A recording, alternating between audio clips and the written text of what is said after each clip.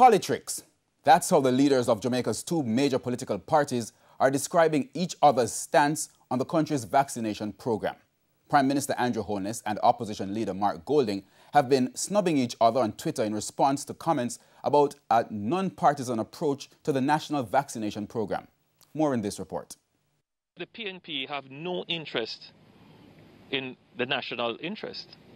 They have no interest in the public good. They are only interested in politics. Prime Minister Andrew Holness and People's National Party President Mark Golding have taken jabs at each other about the country's vaccine status. In a series of tweets, opposition leader Mark Golding rejected a comment that the PNP has been invited to be a part of the national vaccination program.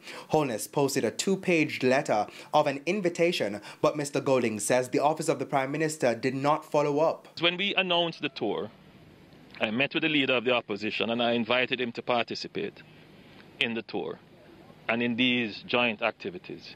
I stood beside him in the constituency of Southwest St. Andrew, Angela Brown-Burks, the MP there, and we both faced the press, and in that engagement he expressed his support for vaccination, only to see recently some ambivalence, if not a retreat from that position of support. I have not been invited to one vaccine blitz other than my own in South St. Andrew and one in Southwest St. Andrew where Comrade Angela Brownberg invited me to attend, and I did. And the Prime Minister was there. Since then, I have not been told of the schedule, I have not been invited to attend, and it is proceeding as if it is a Jamaica Labour Party campaign.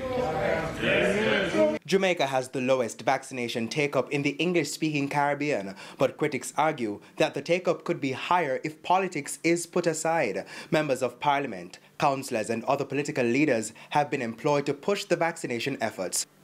But the PNP is alleging that the Prime Minister's vaccination tour is geared at drumming up support for the local government election, which is constitutionally due on or before February 27, 2022. According to the Representation of the People Act, which was temporarily amended, Prime Minister Holness is rejecting those reports. That is the furthest thing from our mind, and I had already said that we couldn't even contemplate elections until we have reached a very high threshold of vaccinations. We can't put the country through that.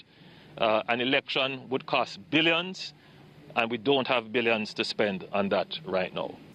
While making the rounds in St. Mary on Friday as part of the tour, Mr. Holness insisted his government is focused on the vaccine program while making a jab at the PNP.